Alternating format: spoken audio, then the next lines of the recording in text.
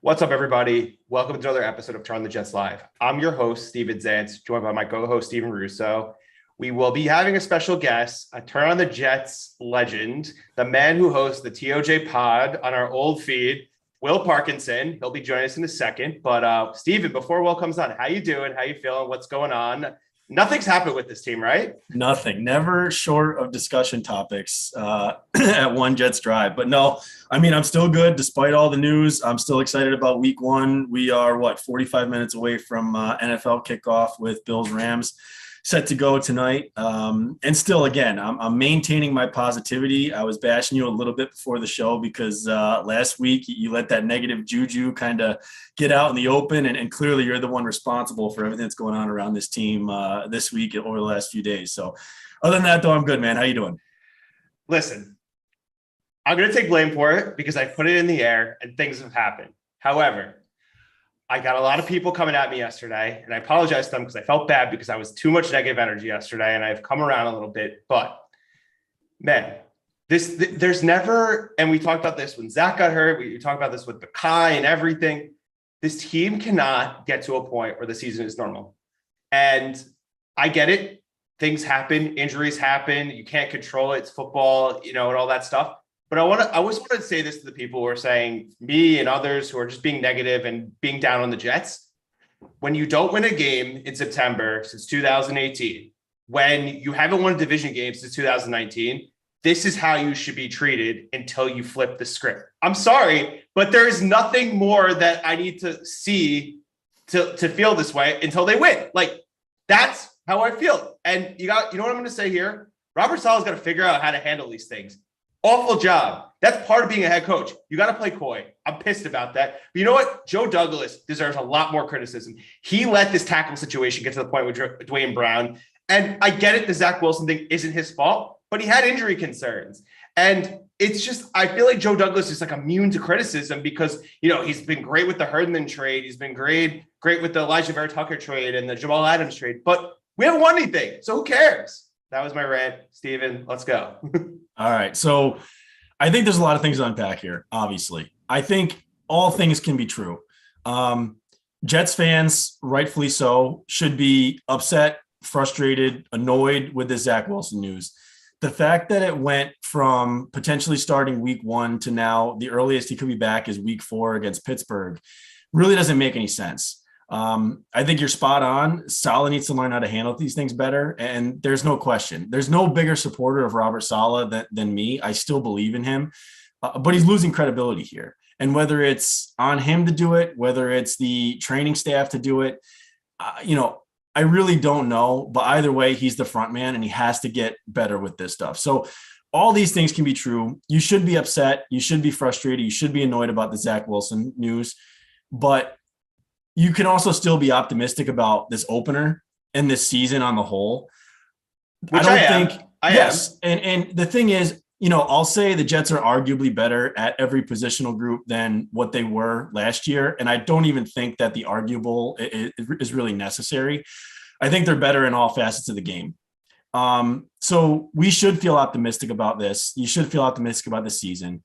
You can still feel good about the fact that Zach Wilson isn't done for the year and that he's going to return at some point. At the same time, you could also feel frustrated that we're going to see another season where our supposed franchise QB is not going to play a full season. And he's probably going to play at most 13 or 14 games, which is extremely frustrating. So to your point, if this is a ploy to limit Zach Wilson's exposure to a tough schedule of teams or a subpar offensive line, then either Zach Wilson isn't the guy or shame on you for not building up that offensive line to have more depth and be better in front of your second-year quarterback.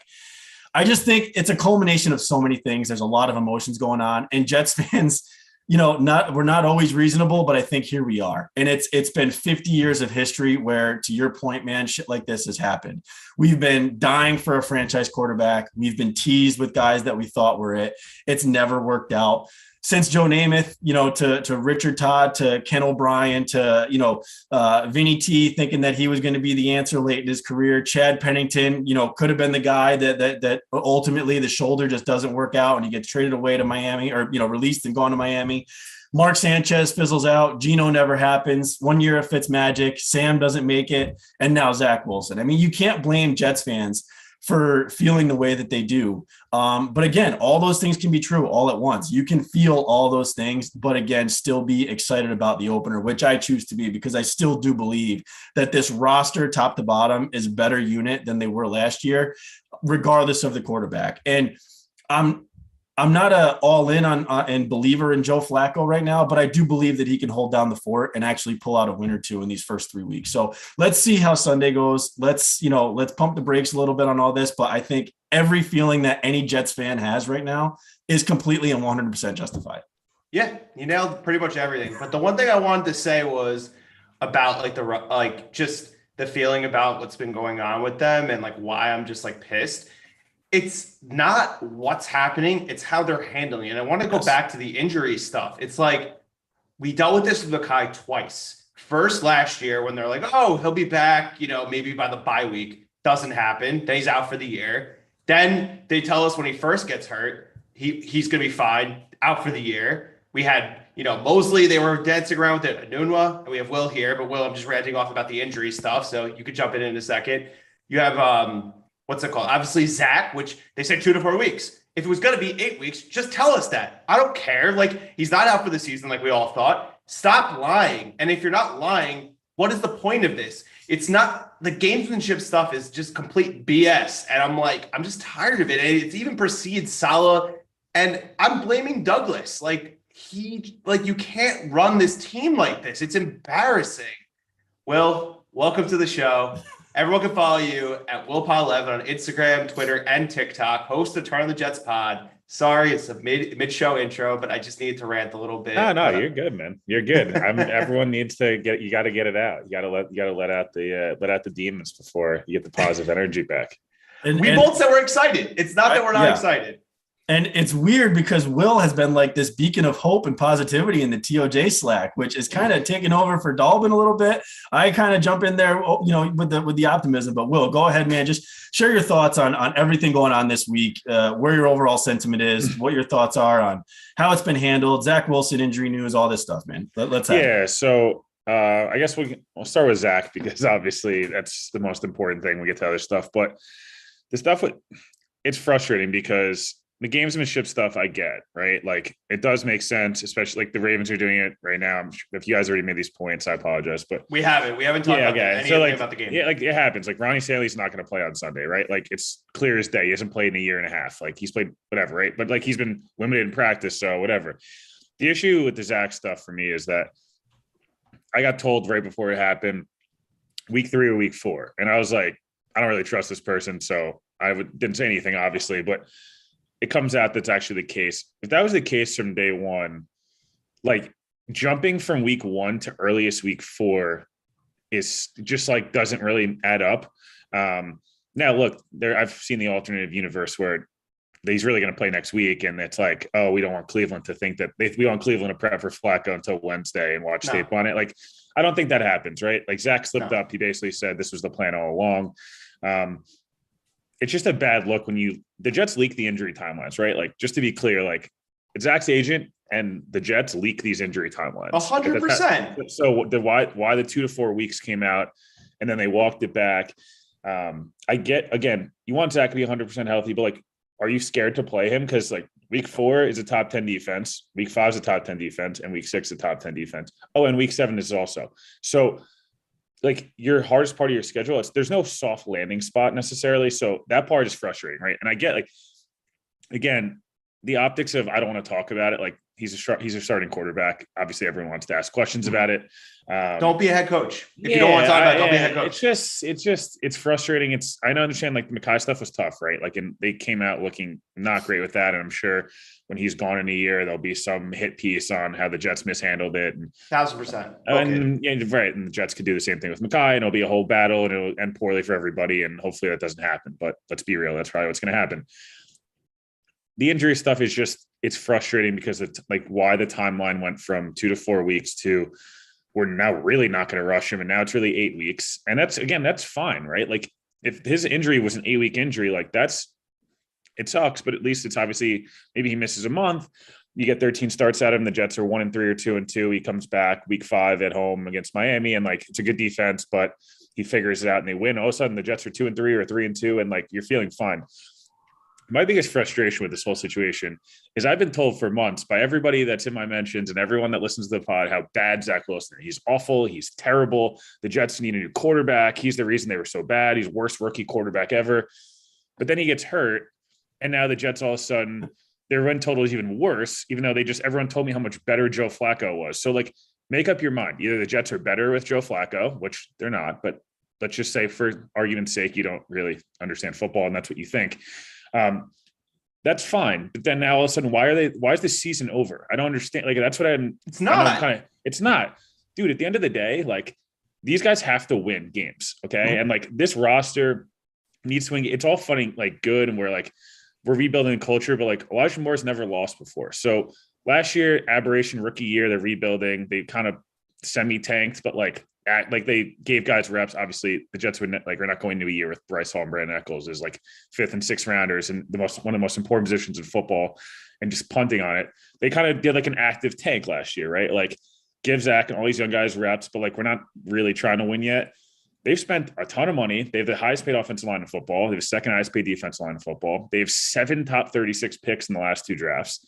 They have the 5th highest. They just restructured Mosley. Mosley's going to be here now for another 2 years. So all this is to say, like, this is not punting on the season, but the frustration from fans, I understand in the point of like, why did it go from week 1 to week 4? Yes. I just don't understand the concept then now that the season's now over, because a stretch in which people kind of thought you were going to struggle anyways, why all of a sudden does that now mean like, okay, cool, we're tanking, let's get a top 5 pick. Like Anthony Richardson's awesome. And Brett, like we've seen this movie before though, like the 2021 class was supposed to be this elite class. And right now all of them suck except for one guy who is very average. Like Justin Fields looks terrible. Zach Wilson looks terrible. Trevor Lawrence does not look good. Trey Lance, hadn't seen him play since 2019. And when he has, he's been pretty average, if not bad. So and that's a long-winded way of saying like the frustration is real. And I understand why people are frustrated.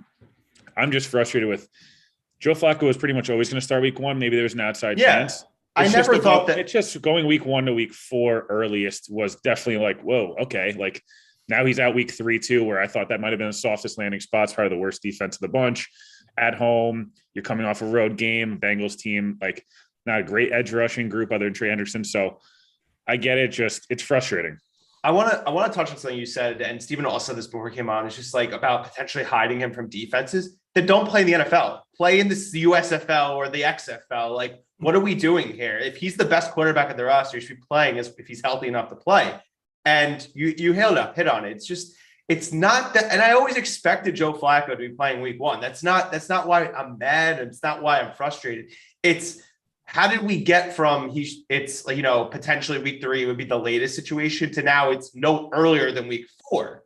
And it's like, just say that from the beginning. Like, I don't understand what you're trying to do and accomplish by doing that. And I floated this out here. People are like, it's a conspiracy theory, but like, is it really that crazy to think of Woody Johnson, who's all about perception and optics, is like, oh, I don't want people to not come to the first few home games because our second-year quarterback isn't playing. Like, I don't think it's that crazy to think that that's why they did what they did. Like, I'm sorry, Saleh has to report it to him. And if Woody's telling him to do that, he's going to do it. He signs checks. Like, I truly believe that that's why all this stuff was mishandled.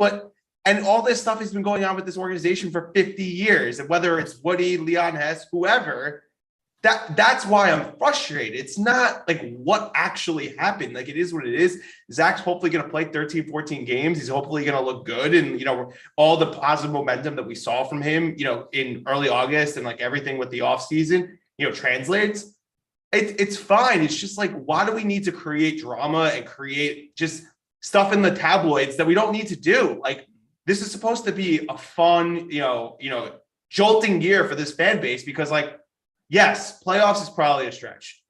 I said 7-10 in the Badlands season preview guide. I know, Will, I think you said the same thing. Steven obviously was a little more optimistic, 9-8. They win 7 games. This is awesome. Like, they're like ascending. And then next year it's like playoffs. Let's make the playoffs. Let's make some noise. Like, it's just, I'm just tired of the nonsense. It's not football. Win games. It doesn't matter.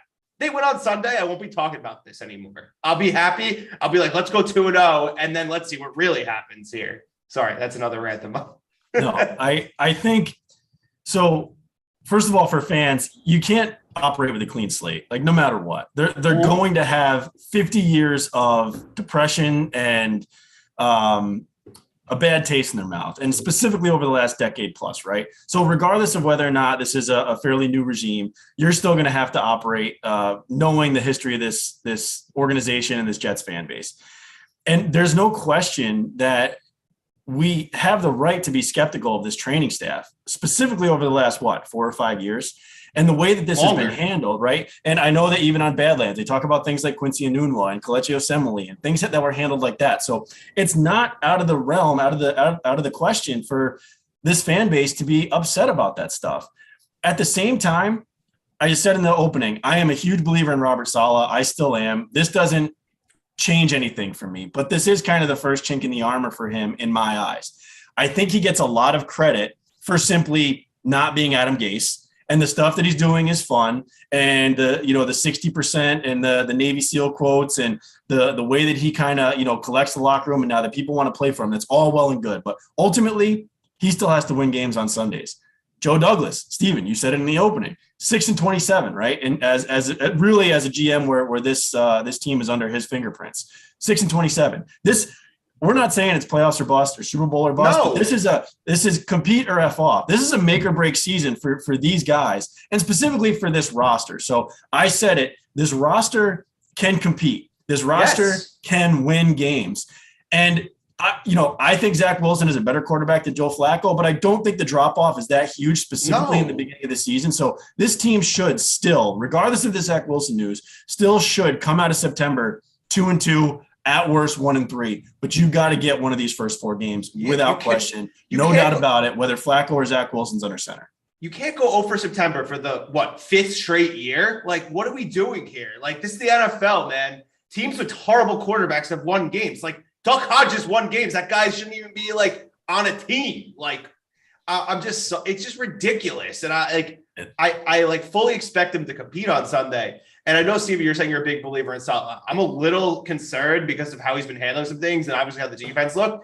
If they start to look better, I'll be happier. But the hot seats, it's warming up a little bit. The one person that I trust the most is Michael LaFleur. If there's anyone on the staff that I trust the most, it's him. I don't trust Ulbrich. I don't think he did a good job. I know obviously the first month it wasn't as bad, but then they just got cooked. I guess Grant Boyer, he's been through 3 regimes, which is crazy. The fact that he still wants to be around this team. But at the end of the day, win football games, and we're not having these conversations. Will, anything to add here? Yeah, I mean, I guess it's a lot to unpack, right? Obviously, there's a lot of different things at play in terms of past injuries and different training staffs and different players happening. The issues that, it's just frustrating, right? You look at a lot of these good rosters. Coaching the NFL is paramount to any other sport. Mm-hmm. I'm the biggest soccer fan in the world. Maybe soccer is one of the only other sports where you have such an input on every single little thing that's happening because that's not if you're running legitimate plays, substitutions, for all these different things, right? They cannot get out coached this year outside of maybe a few games. You go into week 1, the Ravens are unbiasedly a way better coaching staff, right? And just at this time, they're one of the best in the league. But that said, the Ravens have a new defensive coordinator. They're putting in, yes, he's been with the Ravens before. They're running a slightly different scheme, all these different things, right? The Jets have one of the few teams in the league where everyone kind of came back. They didn't lose many people. They lost a few different assistants that are more positional coach level guys, and they brought other guys in. That's not what I'm talking about. I'm talking about play callers on both sides of the ball and head coach, GM. They kept their whole front office staff together. You still have Middleton's obviously he's a big deal on the staff. Yeah, you still have to keep things in perspective. They need to compete, right? You can lose on Sunday. The Ravens are, I was just looking through the USA Today ones, they're 8 of the 10 writers put the Ravens in the AFC title game. I'm not sure I'm there yet with the Ravens. I have to see a lot of these guys. They have a lot of different things happening. Lamar was not so quietly pretty bad last year at points. The Browns game just doesn't get talked about. He threw 3 or 4 interceptions. It was ugly and prime time. Baker was worse, so no one cared. But this Ravens team, if we're talking about week 1, dude, if you've come out flat on 9/11 at home. Like I just don't. I don't know what to tell you. Like it's week one. Like, and a lot of the guys on the team I talked with, they feel great. They're excited. They're all fired up. Got to see it. Like, Yeah. Week Talk is one, cheap. they got punched in the mouth last year. Bad week one. They got punched in the mouth really bad week two. They got punched in the mouth really, really bad week three. And then all of a sudden it kind of clicked in the Titans game.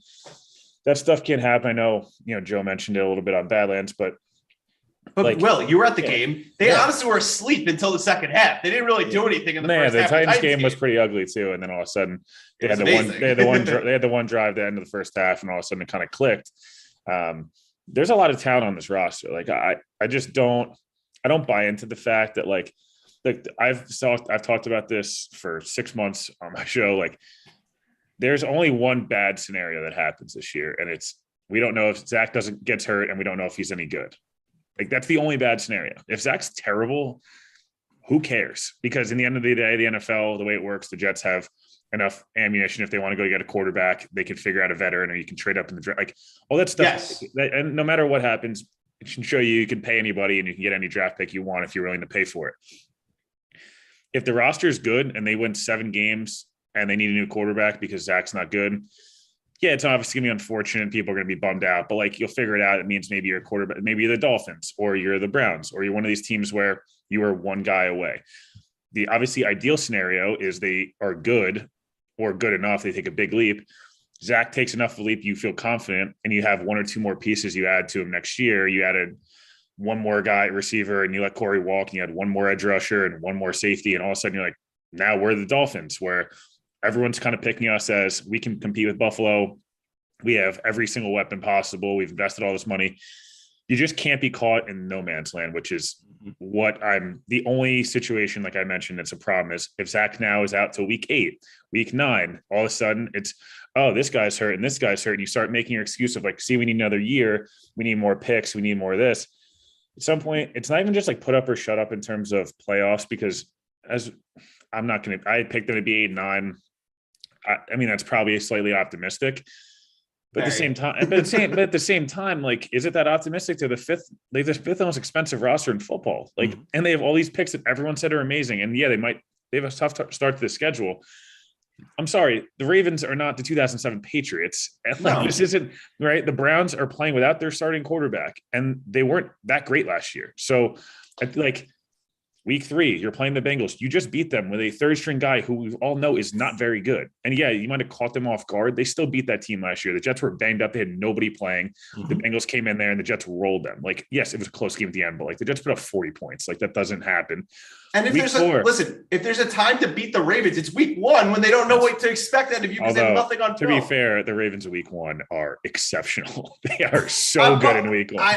I get it. I understand. No, I know. Just that's because they're a well-coached team, right? At the end of the day, week 1 though, anything happens. Half the time, it's an anomaly of what the actual season is. So if you're gonna do it, this is when you can do it when they don't have enough film on you. Look, at the end of the day, week 1's a crapshoot. We see it every year. Dude, last year New Orleans steamrolled Green Bay by 45 points. Aaron Rodgers looked washed, and then he literally had one of the most impressive seasons I've ever seen. So, like, again, things happen. Sam Darnold looked amazing last year for the first 3 weeks. They were 3-0. You're like, oh no, like we might have this is bad. Like now he's almost out of the league. Yeah, right. Yeah. So again, obviously everything is a crapshoot in week 1, as I mentioned, but like, man, like you look at Pittsburgh, for example, who they play week 4. The Steelers have 3 or 4 guys you really are like, you're scared of Cam Hayward, TJ Watt, and Minka on the back end, and then on offense, like Deontay Johnson and Claypool and these guys, like, sure. And whatever, I'm not going to get into the their offensive line stinks. Like, if this defensive line is any good, their roster is not that good, right? Yes. You just looked, the roster's not good, and they have no quarterback. And people are still like, yo, they could win 8 or 9 games pretty easily because they're well coached, they're well disciplined. You know what you're going to get. Can we get to that level of sustainability where it's week in, week out? The Jets are no more than, maybe they play Buffalo, they'll be a 10-point dog or whatever. But whatever, I expect it. Can you get to the point of every week someone goes, you're going to compete, there'll be a 1-score game in the 3rd or 4th quarter. You'll give yourself a chance. You'll be well coached, not done penalties. You'll make kicks.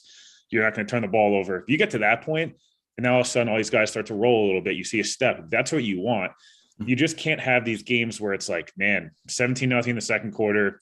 They've gone up down the field 3 straight times, touchdown, field goal, 3 and out, first down, turnover. Like that stuff can't happen anymore. No. And if you don't see that, it's as much as this is the lowest bar possible. That's what I'm asking for. Be a normal team that flies around, plays hard every week. Absolutely. Yeah. And I think that's, there's a couple of morals to that story, Will. So I think the first one is exactly your last point. I think all Jets fans are really being reasonable with their expectations for this year. The bar is not that high. Just be competitive, eke out 7 or 8 wins, and we're all going to be happy. Show that the trajectory of this team is on the rise.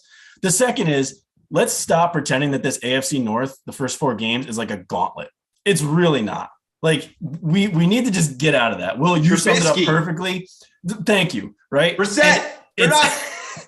I mean, listen, is it not an easy schedule? Yeah, probably. But it's not like we're playing murderer's row here. So let's get out of that. And the third thing that you said, Will, and I think it's at the basis of every Jets fan feeling right now, is that we all know that if this season comes down to it's an incomplete for Zach Wilson, then that's the worst possible scenario. So that's why this news of him being out until at least week 4 is a gut punch to all of us, because that's all that we don't want. We want to know whether he's the guy or whether he's not. I listed off all the quarterbacks since Joe Namath that we all thought might have it, and it never worked out. And that's why we're here. That's why you can't erase the 50 years of Jets history that's in the back of all of our minds. It's exactly why this was such a kick to the nuts when we got this news from Saul on Wednesday.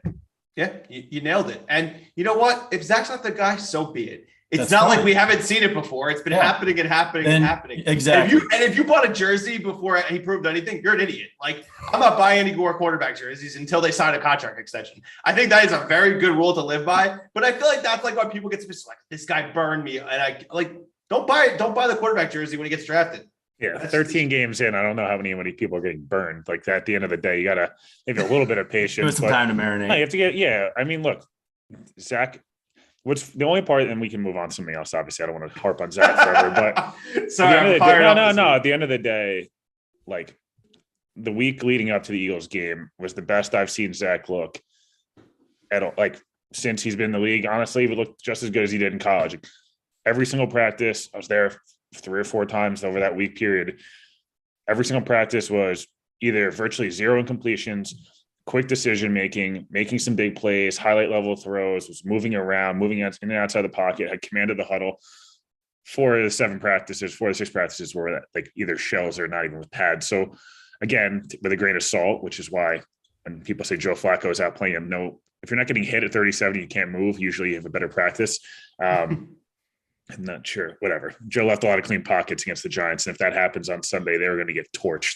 But look, like that's what's frustrating about Zach. And then he comes out in the first drive, makes the mistakes he made early on last year where he couldn't hit guys wide open and he made stupid, like, I'm too cool to be here throws. And like, then the second drive kind of figured it out a little bit. And then he obviously makes he makes the cut. And obviously you can tell him run out of bounds. It's got to be weird for solid. Jimmy G literally did the exact same thing for no reason, tried to stay in bounds running.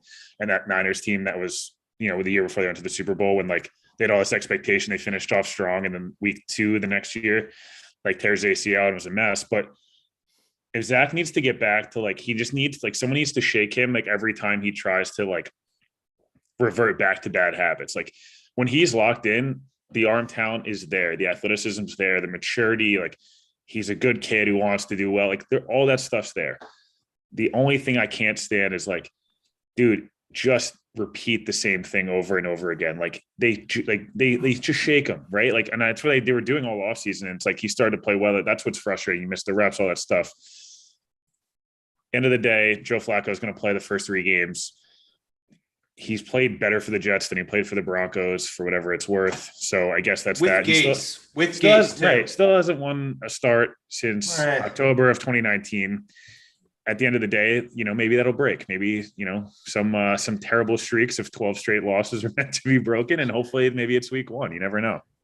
But like the point of like, I get that. And everyone's just like, oh yeah, he hasn't won a game in forever. But like, look at the teams he played on. Like, they were awful. Like, it's quarterback wins is the dumbest stat because it's a team game. Will, you played football for your entire life up until you graduated college. Like, anyone who says that the quarterback wins should be a stat is dumb. Like, it's coaching. It's the roster. Yeah, I get it. he had the worst coach in like the modern era as his coach in 2020, and he still actually looked pretty competent at times. Like, remember when we all were freaking out because they almost beat New England on Monday night? He played really well that game. Like, you can say what you want. This is my one thing that he cannot do, and he's done in every single Jets start. The numbers always look good. It's always 300, 2 touchdowns and a pick or a fumble. There's one turnover or one fumble in there, and it's a matter if it gets caught or not. You know, a lot of times he's known for like throwing it up deep and getting pass interference called. That was his calling card in Baltimore. He did it against the Patriots game, and then that turnover totally flipped the game. And yes, there's a lot of other things that happened. The Chargers game was really good the whole game. He had the one really awful pick 6 on an out route. The Giants game the other day. Oh my God, that was awful. He was bad against the Giants, and I think whatever. When you're 37 and you're playing in a preseason game, when you've made all the money in the world, and when you're playing against, he didn't care. That's right, exactly. You can even throw that one away. Miami game last year totally doesn't see a rusher, literally fumbles when they're down in the red zone to go take the lead 14-10. They end up turning it over. The Dolphins take the lead. They can't figure it out. So just if you can eliminate that one key mistake, or the Jets get the ball to bounce their way, he fumbles and they recover it. Whatever reason, it's a defensive holding penalty on an interception, whatever it is. If he has that one throw, the Ravens, I think they're 1-6 or 1-7 in their last 8 road games where the team doesn't turn the ball over, and like they're like 28-4 when the team does. So if you can eliminate turnovers, I know Connor talks about it all the time, like run the ball. Like, dude, you have the number 1 highest paid offensive line in football. And this scheme that's supposed to epitomize how good Breece Hall is and Michael Carter is. Can you move somebody on the interior? Can you do something there? You have a top 12 pick at guard or top 14 pick at guard. You have a Pro Bowl left guard. You have a center making $10 million a year, right tackle making 12, 13 million a year. Duane Brown if he plays, and even if he doesn't, you have a 4th round rookie who's going to be playing right tackle, not left. The Ravens have 2 edge rushers on their roster, 2, not 15, 2. Travis Jones, their best defensive tackle. And he might not play. He's not playing. So Calais Campbell's 55 years old. Great guy, incredible humanitarian, like Pro Bowl level player for the last decade. Lincoln Tomlinson can block Aaron Donald, but when that was the whole thing in one Jets drive. That's great. Go block Calais Campbell. He's 40 years old. Figure it out. And it's not disrespecting him. It's just like, this can't be. Patrick Queen can't cover anybody. Marlon Humphrey missed the entire year. Marcus Peters, whole entire year. Kyle Hamilton, 50% missed tackle rate in preseason. He also might not even play. He might even start. He might not even start that guy. It's just like this defeated victim mentality. It has to, like, if you go into games where it's like, oh, we have no chance. Yes, Lamar is the number one. The Ravens have they have a lot of talent, and Lamar is awesome. I'm not downplaying any of this stuff. I understand it. And you can do the same thing to the Jets. Oh, this guy can't cover. This guy can't do this. But like, you're in the NFL, figure it out, because that's what teams do. The Jaguars smoked the Bills last year, smoked them. The Jets hung with the Bills for 3 quarters, but they lost to the Patriots by 150 points. Like, that's the stuff I'm talking about. Like, oh, it's the Patriots. Oh, it's the Ravens. Dude, the Raiders beat them on week 1 last year too. The Bengals smoked them twice. Figure it out. Yeah, you brought up a lot of great points. I mean, listen, at the end of the day, the Jets have some, position advantages against them. It's not like they don't. Like, yeah. Well, the problem is that the only 2 that really matter in football they don't have, which is the reason that the Ravens are a touchdown favorite, for being honest. Of course. But Lamar is going to scramble. Like, everyone has watched this guy for 5 years, right? He's going to move around, contain him, put someone spy. Like, that's going to happen. Like, figure that part out. Like, keep him in the pocket, make him beat you with his arm, which he can do, but he's not as good as that. Like, he's better when it's off script, which is what Zach Wilson wants to be. But Zach Wilson actually has a better arm talent than Lamar. Like, I don't care what anyone says. It doesn't mean he's a better quarterback, but his arm is crazy. And like, you can say what you want about Zach Wilson, but like, he really has a superstar NFL arm if you could ever figure it out. We kind of already previewed it, but Steven, I want to give you 2 matchups that you think if the Jets win, they could win this game. Give me those 2, and then Will, I'm going to pose the same question to you. Yeah, so I think obviously the matchups is the Jets defensive line against a banged up Ravens offensive line. So that's first. I think the return of Carl Lawson, the addition of guys like Jermaine Johnson, Michael Clemens, when you couple those now with hopefully Quinnen Williams being ready to take that next step, that's really a key factor in this game. So a banged up O-line on the Ravens side, if the Jets D-line can really get after Lamar Jackson, and make them uncomfortable. That's probably the biggest thing. I think the other one for me is, and it's no secret really to Jets fans, is can they cover Mark Andrews? The Jets haven't been able to cover a tight end in forever. They weren't able to cover Dallas Goedert last year in that Eagles game, and then it showed up again randomly in that preseason game too on the first drive. So like the addition of Quan Alexander, I'm hoping can be kind of that guy that maybe can run with a tight end and cover him up. But really, it really boils down to me is that the two guys that really scare you on this Ravens team, especially with all the injuries they've had. Dobbins probably not going to play. Gus Edwards not going to play. They're down to their third and fourth running backs. The two guys that scare me, Lamar Jackson and Mark Andrews. And if they can contain one of them, that makes me feel a lot better about the Jets' chances to win on Sunday. Yeah, good stuff. Will, what about you? What are the two key matchups that if you think the Jets win, they can win this game? I would say somewhat similar. Their edge pressure and like their ability to not only get to the quarterback but contain. Riley Stanley not playing. They have two. I'm going to reiterate this for the 15th time. It's fine. They have 4 or 5 former first-round picks, most of whom are like top 5, top 10 picks. They have multiple guys making double-digit $1 million a year. They have other guys like Jacob Morton and Bryce Huff is like your 4th and 5th best edge rushers. And they're not bad. No, they are not. I mean, I'm biased because I like Bryce a lot, but Bryce is good. When he got hurt, I forget last about year, him. That just shows how deep this D line is. I consistently forget about Bryce Huff and the fact that he's even there, and he's a good player, like a good backup edge. If you look at their numbers, weeks 1 through 4, when he was on the field, their defense was good, and then the second that they, then he got hurt. All of a sudden, things kind of went to look. Carl Lawson's got to play well. You got to get Quinnen Williams to have an impact. Like that D line is going to anchor them. I would say the other.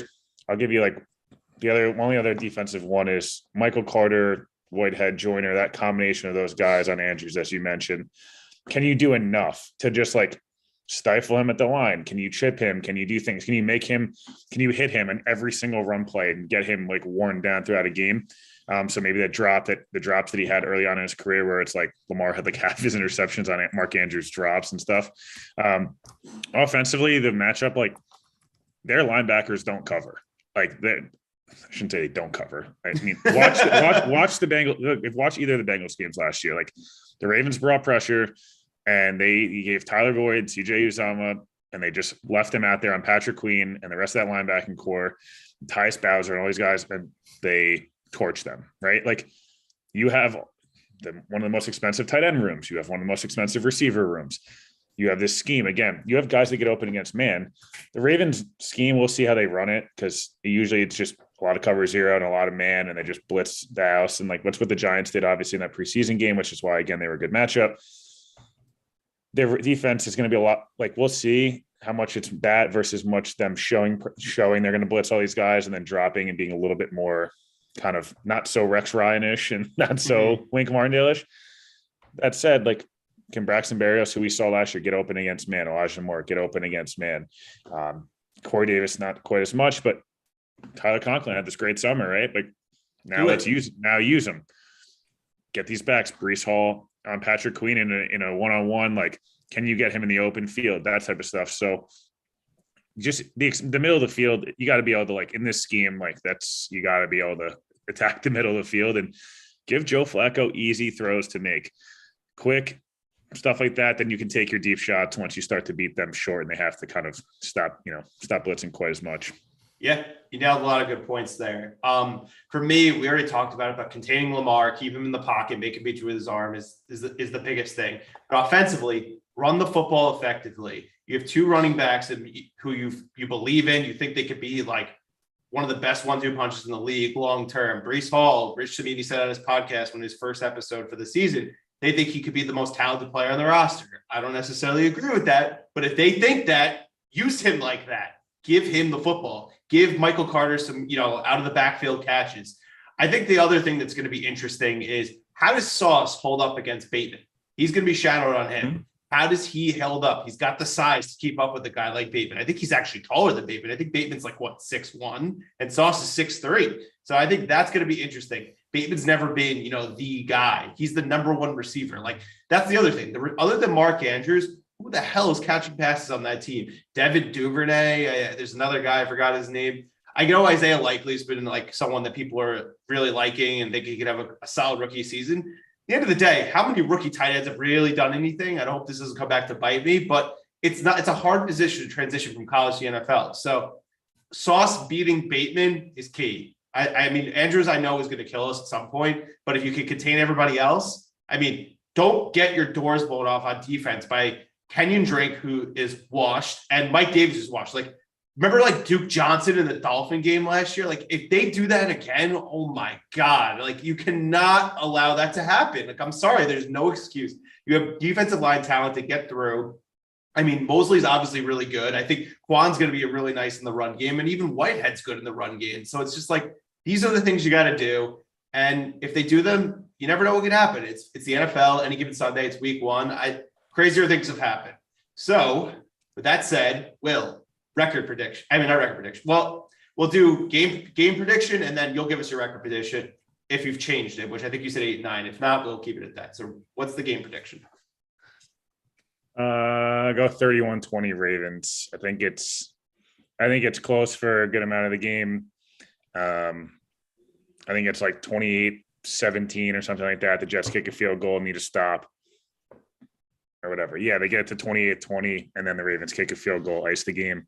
Kind of similar to the Dolphins game last year where it was close and then they needed to get one stop. They couldn't get that stop, but they keep the fans engaged. Elijah has a nice day. Elijah has a nice day. I think I'll go Sauce Gardner gets a pick in his debut, but the Jets just can't get those 1 or 2 stops they need. And Flacco makes one dumb interception that, and the rest is history, unfortunately. That's not, it sounds pessimistic, but I'm just trying to not, if you ask me this in 2 days, I'm sure I would say the Jets are going to win, but for right now it's still Thursday. So I'll go Ravens 31-20, but the Jets are competitive, show some progress. Okay. Steven, what about you? You're more optimistic than anybody. You can't bring me down. So my worst fear, I think, is all Jets fans' worst fear is that the Jets win the coin toss, decide to kick, Ravens come down, no problem, down their throat, boom, 7-0, Jets return with like a 3-and-out, and then all of a sudden that's what my dad said. He gets the game's over if that happens. It's 100% true. So that's not going to happen, though. That's not my prediction. I think the Jets D-line holds up to their reputation. I think they actually come out and play well enough to contain Lamar. I think you see a couple of sacks in there. I think Carl Lawson shows what he's really about and gives Jets fans the hope that he is what we all thought he could be. I think the running backs impress. I'm really a big believer in Breece Hall. I think obviously Mike LaFleur is a big believer in Michael Carter, saying that, he's the heartbeat of this team in the back, or this offense in the backfield. I think Elijah makes a couple of big plays. And really, I think that I'm going to say that the Jets win this game 27-24 on a last second Greg Zuerlein field goal. Wow. All right. You sound like Dalvin. I respect it. I'm trying to just get it into existence, man. Get all that negative Zans juju out of here. Okay. So I've been negative, very heated. I've been fighting with you guys in the Slack. I've been very negative. However, I think it's a good game. It's a competitive game. I think they cover the number, which is up to 7.5. It was like 6.5, 7. Now it's at 7.5. It could be even more by game day. I think, like Will said, they're going to be in the game the whole time, and I think the Ravens are going to end up winning. It's going to be 24-21. Jets lose by a field goal. If that happens, I'm okay with it. I'm going to the game. Will, you're going to the game. It's just like that's all you can ask for. Like, if they win, man, it's going to be amazing. But the Ravens are the better team. They got the better coach. They got the better quarterback. A lot of the time that happens. Like, how often does that combination not usually win out? Of course, things do happen, but that's really what it comes down to for me. And I love John Harbaugh. He's a great coach. He's always been more forward thinking, and he's done it with 2 different franchise quarterbacks. So until you see them start to decline, there's no reason to think that they're not going to be a contender other than injury. So that's my thoughts. I'm hoping for the best. I'm gonna be, like Will said, in 2 days, they're gonna be so convinced in the parking lot that they're gonna win this game. Probably not, but you never know with me. Will, I'll feel better if Duane Brown plays. Yes. Okay. Likely not going to happen based on the fact that he hasn't practiced once this week, and no one has any idea when he got hurt, and no one has any information on it, which is sketchy. But signing a 37-year-old midway through training camp, so he's probably not the best idea from a health perspective. That said, I would like, if he's playing, you feel better. He looked pretty solid in that debut. Obviously, Max Mitchell and Fant back at left tackle now, moving for the third time in the last 6 weeks, would not be ideal for a guy also coming off a knee injury. So let's see. But look, there's no reason to not be optimistic at this point. There's nothing else to do. You suffer all year with no football past January. The draft, free agency, you get all excited to then just be out on the season is boring. Like, why watch? I don't want to see a mock draft. All due respect to Connor and Trev on their show and everything. Like, I already saw I saw them already mock draft the Jets in the top 5 and taking another edge rusher. Like, oh my God, please. That's great. And they do an incredible job. And I know that's what they have to do, but like, I can't think about that stuff right now. I want to just watch. Enjoy the season. Enjoy the season. At least enjoy the first month while all the way through. While you get yourself. Yeah. Just enjoy it. Yeah. So Will, obviously doing an amazing job with the TOJ pod. You know, we love supporting you. If you guys haven't subscribed to the pod, Turn on the Jets podcast, it's our sister podcast. We used to be on that feed. Will, any guests that you want to tease before we let you go? Nothing that's, I mean, Kyle Brandt will be on next week or the week after. Nice. Very nice. Fun for a second time. That episode everyone loved that one because it's a very interactive one. There'll be a bunch of different people. Obviously, sat down with Bryce Huff yesterday. So check that out. Check that out. Bryce is a man of few words, but like there's actually some definitely interesting stuff in there. Weirdly wants to play the Steelers the most. So I guess the whole Jets roster apparently really wants to play the Steelers, which is certainly a choice. But yeah, I mean, at the end of the day, I'm enjoying it, and make sure you guys are doing a great job. Make sure you're tuned in all the shows, and appreciate you having me on. Of course. So yeah, like I said, don't forget to subscribe to Will's pod. Follow him on Twitter, Instagram, and TikTok at WillPaul11. I feel like I'm reading the beginning of your show. Make sure you're also subscribed to this podcast, Turn the Jets Live on the Apple and Spotify, our YouTube channel, youtube.com/TurnTheJetsTV. And if you're not already, a Badlands subscriber, the season preview guide is awesome. Will did a great job in there. Connor, Joe, Steven and I have our record predictions in there. It's really good stuff. Best premium Jets content you're going to get anywhere. And obviously make sure you check out Profit Exchange if you like to gamble and you're a New Jersey resident. It's the only, a betting exchange in the United States. It's going to be spreading out more, but it's super cool stuff. And it's the proud sponsor of Badlands.